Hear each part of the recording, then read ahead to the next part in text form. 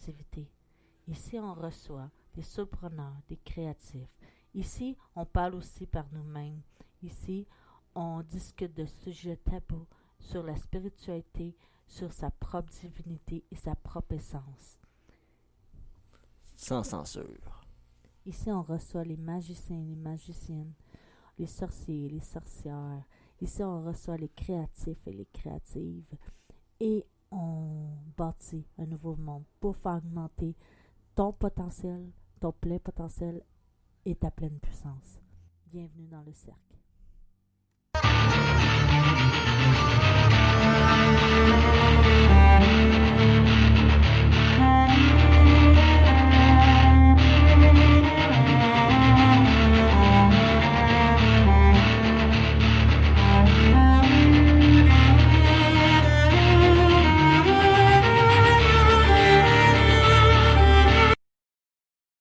Une créativité.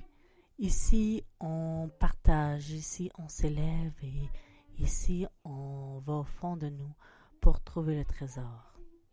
Bienvenue dans le cercle. Premièrement, dans cet épisode, je veux vous parler de trouver sa voix. Trouver sa voix, V-O-U-X, V-O-U-E.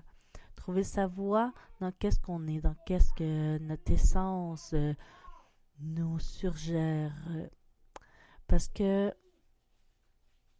trop longtemps, on a donné notre pouvoir aux autres. Trop longtemps, en donnant notre pouvoir aux autres, on donne des amants d'énergie, des parties de nous qui sont aux autres, aux objets qui nous entourent.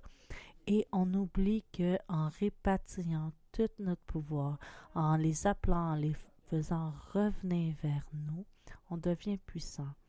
On devrait être puissant et aussi il faut apprendre à boucher les trous d'énergie qui nous empêchent de retrouver notre abondance. En bouchant tous ces trous, en imaginant ça comme un panier avec des trous qui ne peut pas contenir l'abondance que notre âme nous amène. Alors il faut tout boucher ces trous-là et illuminer de 1000 feux. Et une des manières les plus possibles de faire ça, c'est la visualisation, l'imagination. Car l'imagination, c'est la clé. C'est qu'est-ce qui permet de modifier l'énergie autour de nous par notre simple pensée, telle que la pensée quantique. Et en bouchant ces trous et en répatriant notre pouvoir, on trouve réellement notre voie.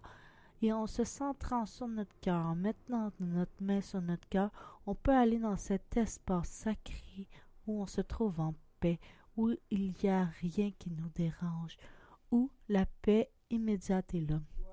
Simplement avec ces petits trucs-là et un mindset vraiment fort, tout solopreneur et créateur peut réellement trouver réellement leur voie.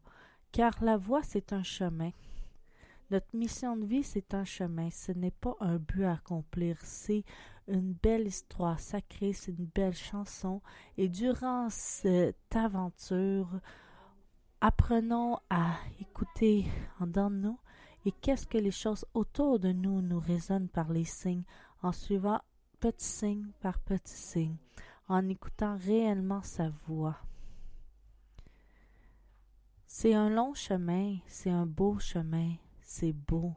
On est en train, en ce moment, avec la crise, de lentement s'élever à qui qu'on est réellement, à être dans le moment présent avec notre famille, avec nous-mêmes, même si au début les choses peuvent être dures en résistance. Alors, je vous dis pas d'apprenez parce que je suis pas plus que vous. Je suis une exploratrice dans ce chemin de conscience-là. Et trouver sa voie, c'est quelque chose de sacré, de vrai. Et c'est pas en la cherchant, c'est en allant dans cet espace de découverte, de quête intérieure, qu'elle va venir à nous naturellement sans nécessairement la chercher. Ça, c'est toujours dans les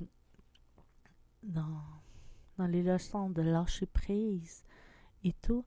Et en oubliant tous ces concepts-là mentaux, juste suivre le flot de qu'est-ce que notre cœur veut. Car notre cœur, c'est notre boussole. C'est notre boussole sacrée, c'est notre boussole intérieure. Et on n'arrête pas de le dire, mais écoutez le son de votre cœur.